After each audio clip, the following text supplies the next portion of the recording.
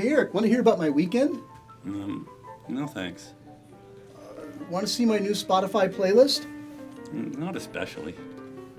Want to read my essay on the shifting geopolitical situation? I'll pass. I'm having a tough time getting Eric to really engage with me. Now, Facebook noticed much of the content in users' newsfeed had the same problem. If you're a marketer, that radical change they made should get your attention, and not just for your Facebook reach. Here's why.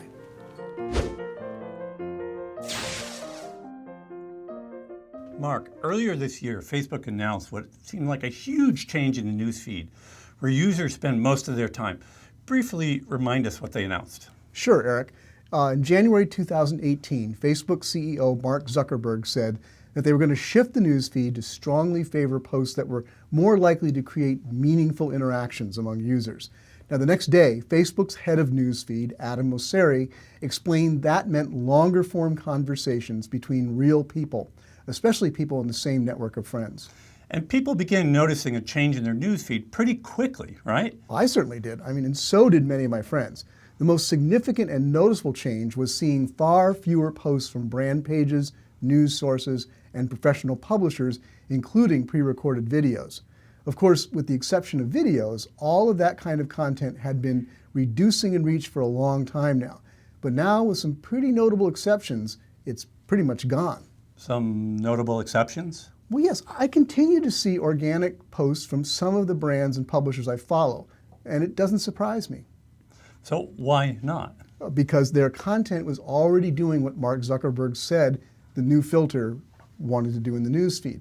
They regularly create content that gets their audience talking instead of just passively consuming. The kind of stuff that makes people want to chime in with their take and want to pull their friends into the comments to see what they think.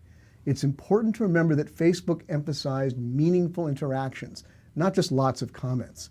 Now, a lot of page owners had been trying to game the engagement algorithm by creating posts that would get a lot of comments, but the comments were mostly short and meaningless. I agree. Great post. Exactly.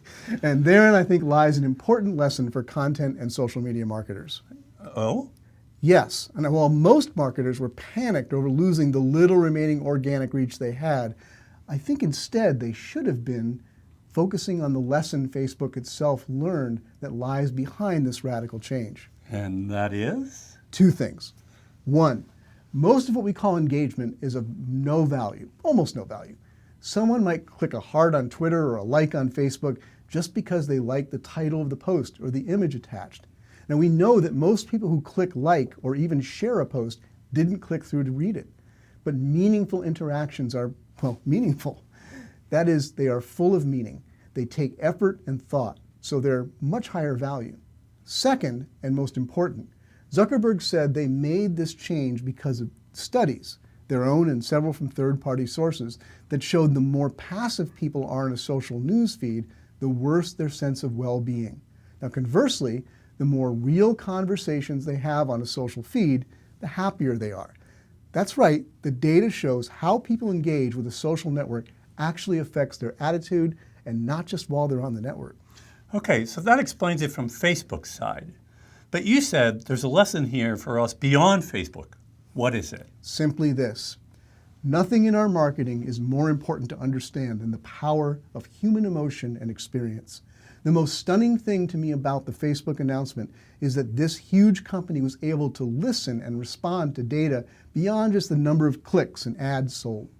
I think it displays rare corporate wisdom to realize that creating happier users is a truly sustainable competitive advantage. So, marketers, try to look beyond click-through and conversion rates to think about the real human beings receiving your marketing messages and brand experience.